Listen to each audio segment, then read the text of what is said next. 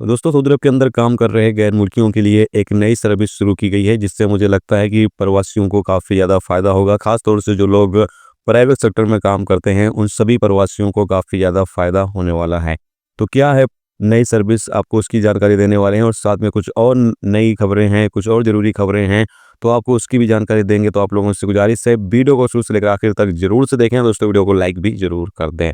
चलिए बढ़ते हैं अपडेट तक, पूरी क्या अपडेट आपको बताते हैं। सोशल इंश्योरेंस कंपनी की तरफ से यानी जीओएसआई गोसी की तरफ से अपडेट जारी करके बताया गया है कि गोसी एप्लीकेशन पर 3 और लैंग्वेज को अपडेट कर दिया गया है। उर्दू, बंगला और फिलिपीनी, ये 3 और लैंग्वेज को गोसी एप्लीकेशन पर अपडेट कर दिया गया है। पहले गोसी एप्लीकेशन पर सिर्फ 2 ही सर्विस थी, एक उर्दू, एक अरबी थी और एक इंग्लिश थी, लेकिन 3 और लैंग्वेज को अपडेट कर दिया गया, जिससे काम करने वाले प्रवासियों को काफ़ी ज़्यादा फ़ायदा होगा। वो अपने ही लैंग्वेज में कंप्लेन कर सकते हैं। किस तरीके की कंप्लेन कर सकते हैं, तो यहाँ पर बताया गया है, जैसे कि आप सामने स्क्रीन पर अपडेट देख सकते हैं।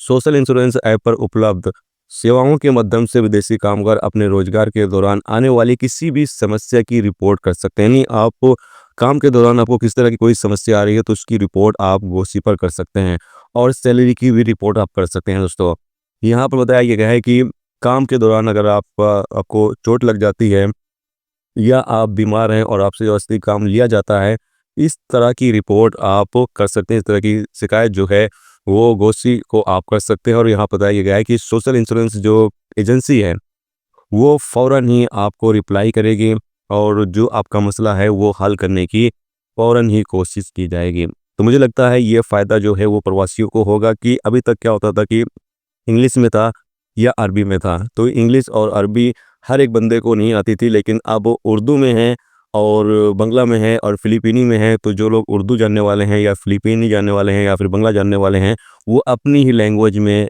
कंप्लेन कर सकते हैं और जो भी उनके मसले हैं वो अपने ही लैंग्वेज में उसको शिकायत में बता सकते हैं। सैलरी कंपनी नहीं दे रही है, तो उसकी भी आप कंप्लेन कर सकते हैं और सैलरी नहीं देती है तो सैलरी का मैसेज भी आपको गोसी की तरफ से दिया जाएगा कि आपको सैलरी टाइम पर नहीं दी जा रही है, आप कंपनी के खिलाफ कंप्लेन कर सकते हैं। तो ये तमाम सुविधाएं गोसी पर आपको मिलेंगी।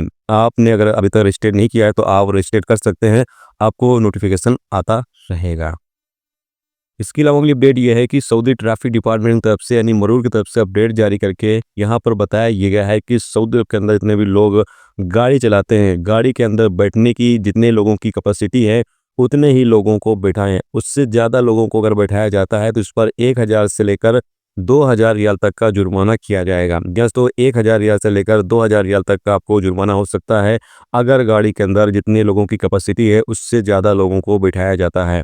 मिसाल के तौर पर कार है, उसमें 1 बंदा आगे बढ़ सकता है और 3 पीछे बढ़ सकता है। लेकिन अगर 4 बंदे को पीछे बैठाया जाता है या फिर 5 बंदे को पीछे बैठाया जाता है, तो उस केस में अगर मरूर देखता है, ट्रैफिक डिपार्टमेंट देखता है, तो इस पर आपके खिलाफ कार्रवाई करेगा और इस पर 1000 रियाल से लेकर 2000 रियाल तक का आपको जुर्माना किया जाएगा। जितने भी लोग ड्राइवर हैं, वो एक चीज़ का ख्याल ज़रूर रखें। इसके अलावा दोस्तों अगली अपडेट ये है कि कुवैत में 2 इंडियन नागरिकों को सजाए मौत दी गई है। अपडेट के मुताबिक बताया ये गया है कि ये लोग कुवैत के अंदर रहकर और ड्रग्स की स्मगलिंग कर रहे थे और इनके रिहाइश पर ही छापा मारकर पुलिस ने इनके कब्जे से 14 किलो हेरोइन और बाकी तरीके के ड्रग्स जो है वो जब्त किए हैं।